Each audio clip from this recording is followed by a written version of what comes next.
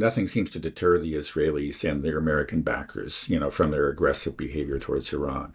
So the hope is that, maybe the threat of nuclear weapons can deter them. Now, of course, they haven't taken that step.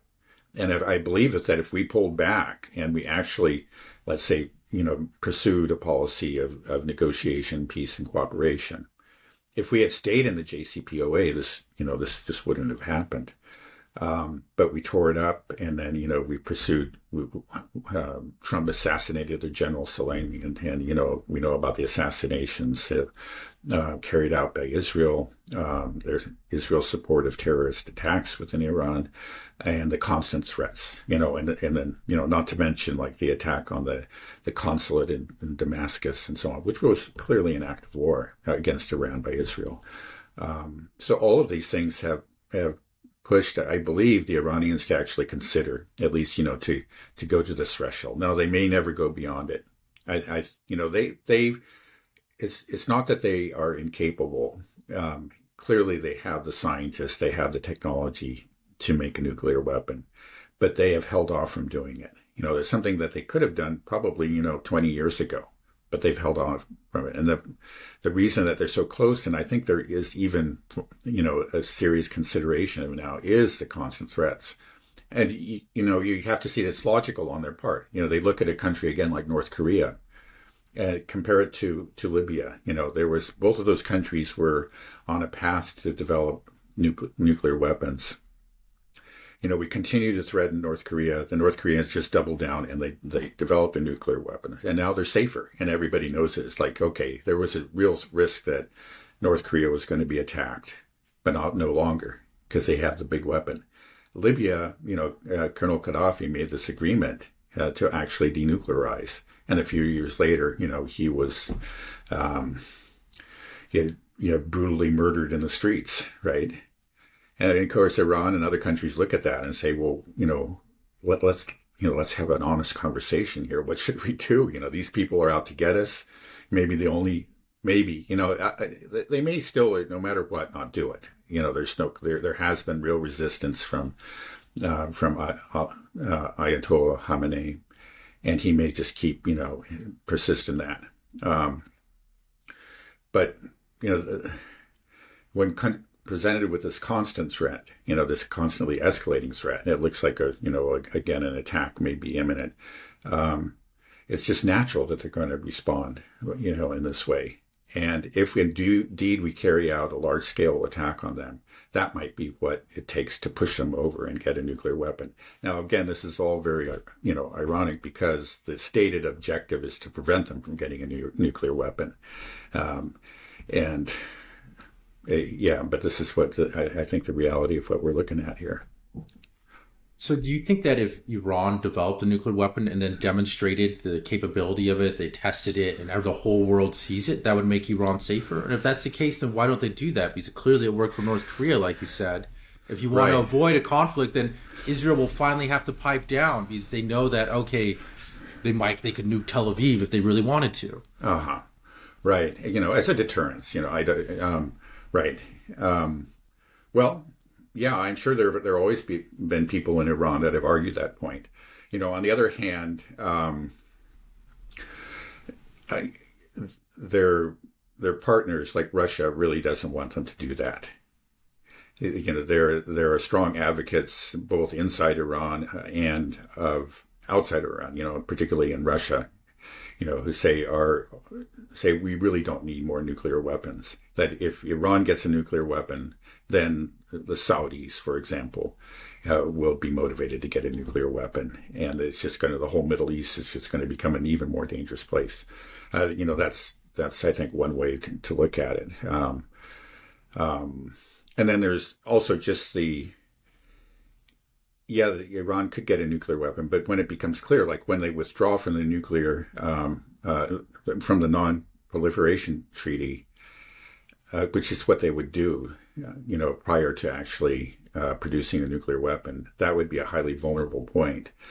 Now, again, so I think that's something that they would be reluctant to do. That would be, kind of a signal to Israel and the U.S. to attack. But now if Israel and the U.S. attacks anyway, they take that away from them.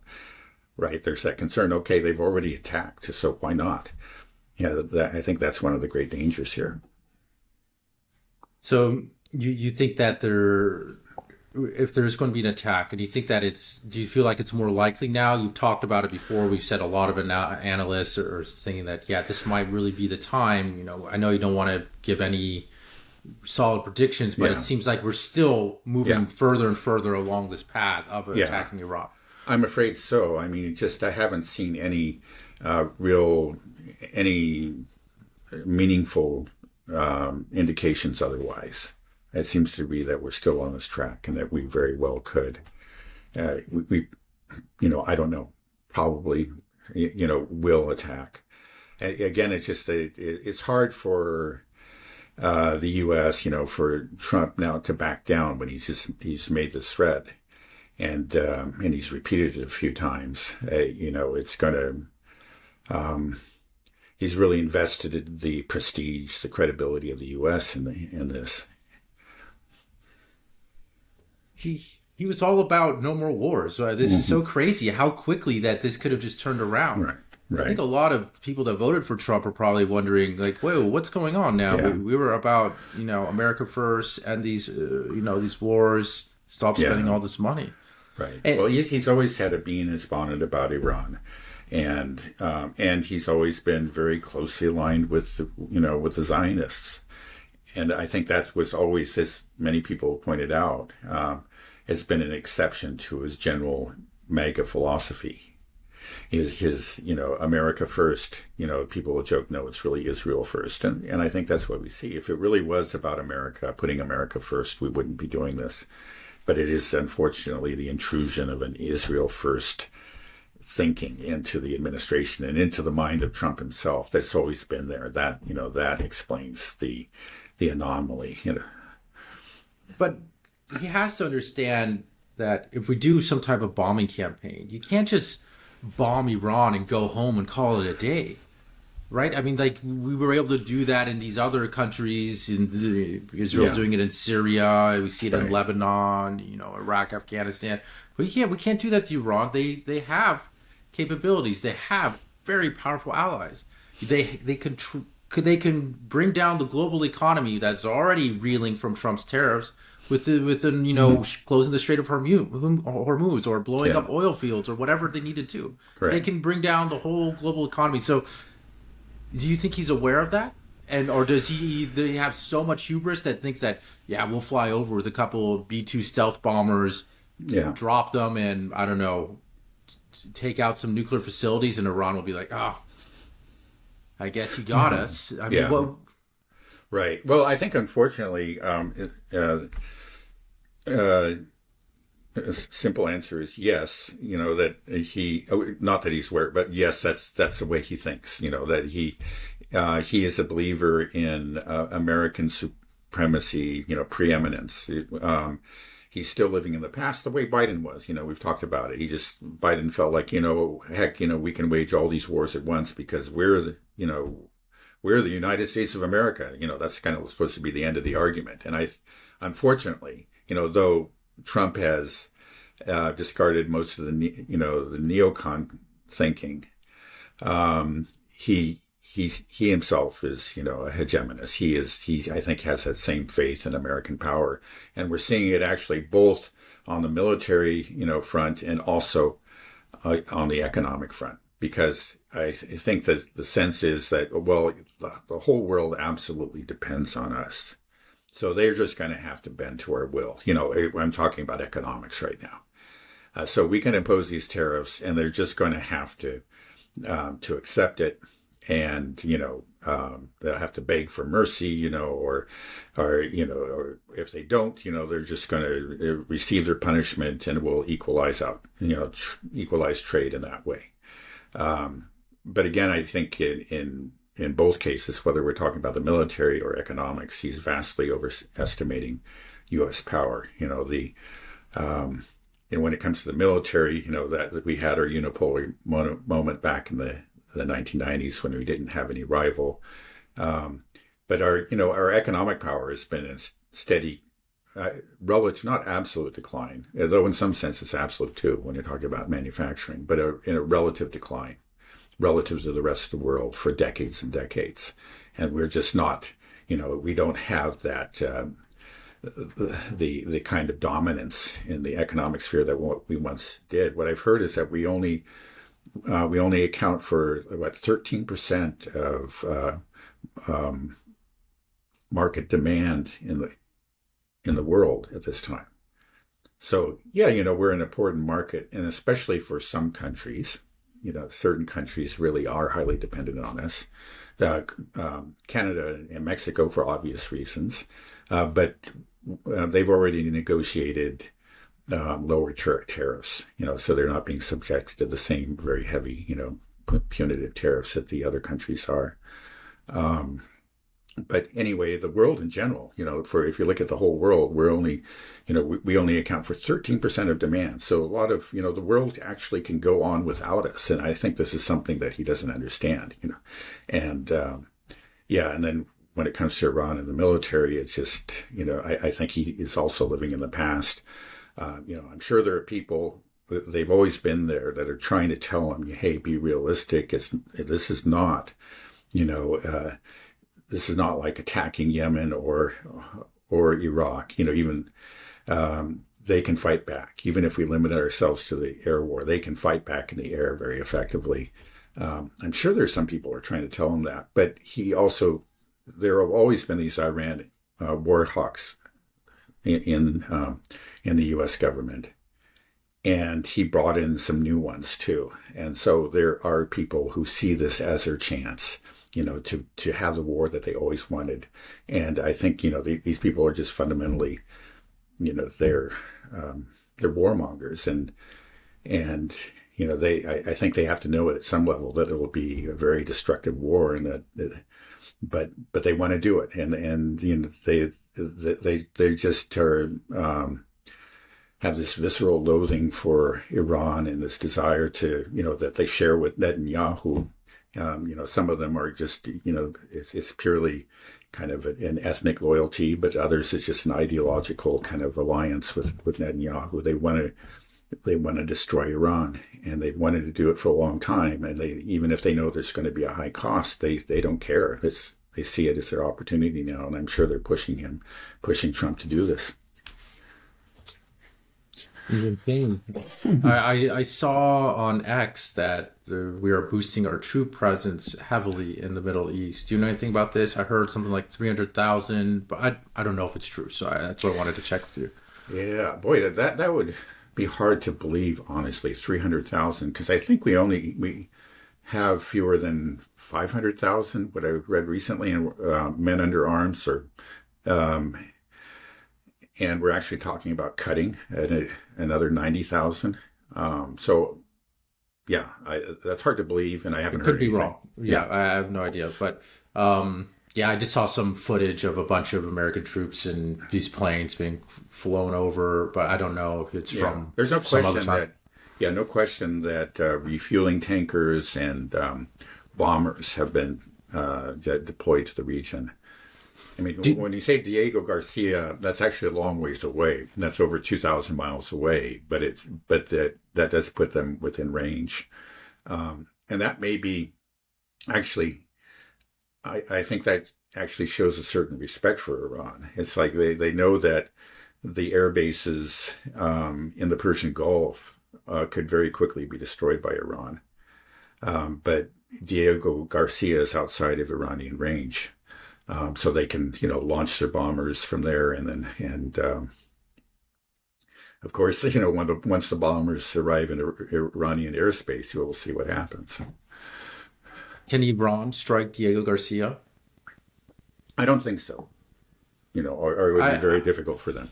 I was using Perplexity, just asking AI. Okay. I think they have some drones that can make it out that far, and potentially something called like the Karma Force. I forget. I don't remember the name, but some missile that has a range that is close to it, and they could use a lighter payload, a lighter version of it that could reach it. Suppose I don't know, but who knows? Also, it's a gamble. Just what we see is that countries don't show all their cards up front Right. anyways. We don't know that potentially they have longer range strikes because they have never had a need to strike further than Israel.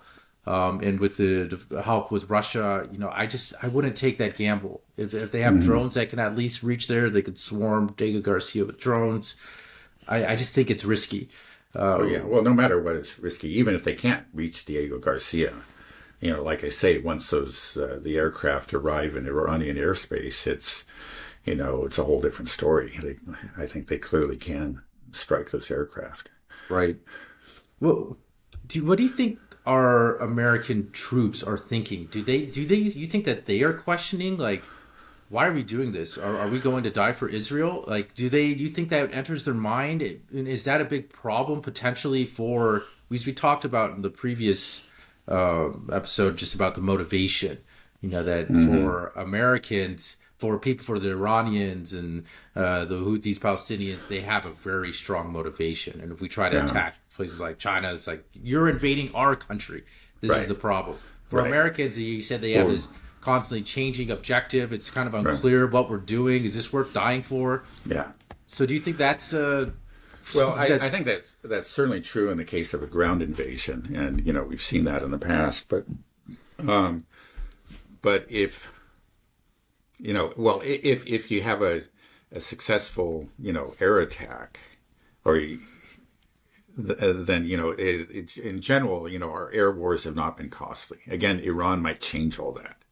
And it hasn't been costly, for example, in Yemen. We keep on, firing missiles at Yemen, but we haven't suffered, and we've killed quite a few people there.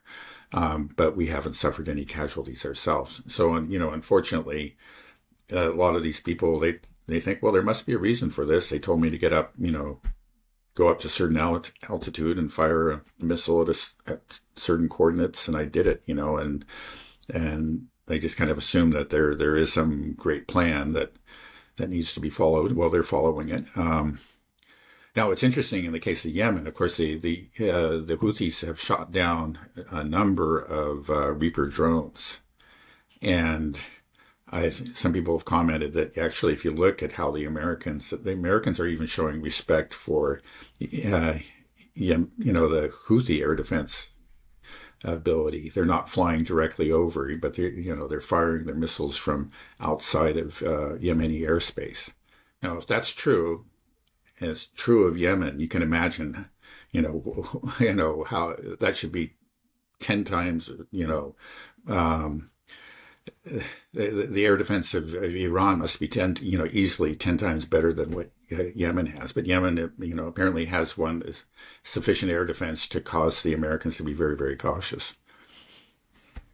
Yeah. I mean, well, I'm also just thinking about all the thousands of troops that are in these bases, like in Iraq, around there. They're just sitting there. They got to be thinking at some point, like, what are we doing here exactly? What are they being told? What is their purpose? Like, are they being told? Do they have an objective, a goal, a plan? Like, surely they have to be thinking, are we just sitting ducks for, just as a tripwire? Like, yeah, I'm sure a lot of them are questioning. I know, for a fact, sometimes you find the strongest opponents of the U.S., let's say, military policy, of U.S. Initiated wars among the U.S. military, among U.S. military personnel. That's been true for a long time. I mean, in fact, I know some people like that used to be Marines, and they're just completely opposed. They've seen things with their own eyes. So you have a lot of people, a lot of idealistic young men. We've talked about a lot of people looking for meaning in their life, want to serve their country and whatever. And they get out there, whether it's Afghanistan or Iraq or wherever. And after a few months, they say, this is not what I was told. What are we doing here? It's just it. And they become supporters of people like Ron Paul or other anti-war candidates. That's happened that certainly happened, in the Iraq War, very, to a great extent. I think he had, more support. Yeah, he was actually the most popular candidate among, U.S. military personnel, which I found very, very interesting. So yeah, I think there's no question. You're probably finding a lot of those guys at the bases, have realized, maybe realized a while ago that their superiors really don't know what they're doing.